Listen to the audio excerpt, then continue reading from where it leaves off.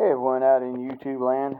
I was going to show about how this electric start works on a 48 panhead. This will fit any big twin Harley, panhead, knucklehead, big twin flathead stuff. Anything that doesn't come with electric start. It's not that hard to do, and if you've got replacement knees like I have, it really puts you back to where you can ride your old bike. If you have a bone stock Harley, you can still do it. I'm just building a full-blown custom here. It's a stock looking bike, but it's still on a custom frame.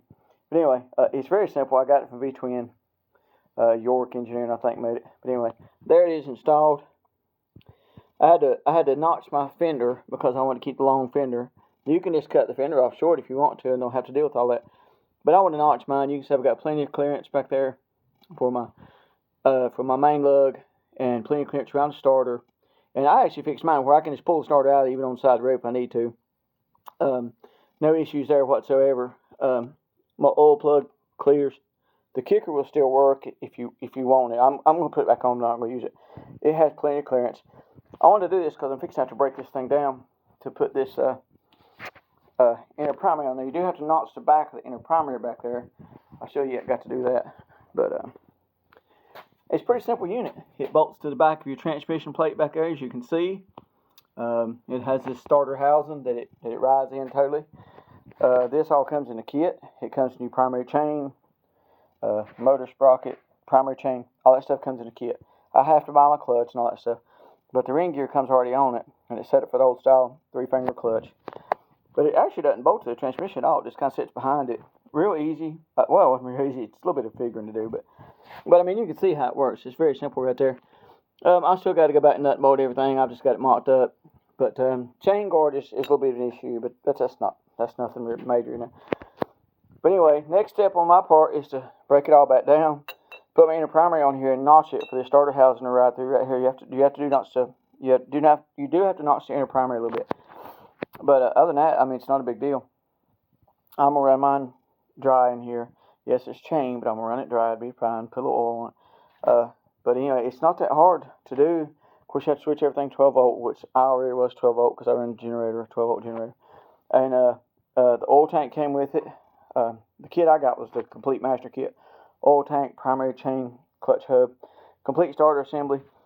And you can see right here where I notched my fender just to get some clearance in there. But they send a little, they actually send a push start right here that you can use. That's okay. If you want to do that, that's fine. I'm gonna run mine up here on the handlebar though, you know, because it'd be a lot easier to start it. But everything seems to clear. The clutch arm, nothing's in the way of it. Really, there's plenty of room back there. Really, it's kind of wild how they retrofitted it. But anyway, if you have an old Harley and you can't kick it anymore, you just don't want to fight that Kickstarter anymore, that's a good way to go. I think it's a late 90s Sportster style starter. But anyway, it's a real easy fit. Wasn't that bad. It's not that daunting to do, you know. You get everything from, I got this from V-Twin. I think it's about $2,300. Retail, I don't know. I got my dealer cost some V-Twin dealer. But anyway, and it was a little bit cheaper, but not much. But it's well worth it, you know. If you ignition, your timing's a little bit off or just whatever, it still fires up real easy. Anyway, anybody has any questions about it, feel free to hit me up. I can provide V-Twin part numbers, whatnot, you know. Or you can call V-Twin, or I'm a V-Twin dealer if I can get you one. It's not a big deal. I may send this to V-Twin also, let them know how easy it went on. This is my old Kickstarter 4-speed. It's 4-speed. It came with the pan, so it's nothing special. Didn't have to change any of that. That's the same motor and trans that was on here when it was kick only. And you can see it actually sits right back here. Is where it actually would sit if you put it on chopper frame. Anyway, I'm getting ready to take it back apart so I can do that in primary, and I'll do a video on that too. Thought I'd give everybody a heads up about it. I'm going to put it on all my Kickstarter only bikes. For some facts, it's easier, and I'm getting old. I've already had my knees replaced twice. Don't want to do that again. So this way I can ride my old pan again, and it'll crank every time pretty much. All right. Need any help with it? Give me a shout. See ya.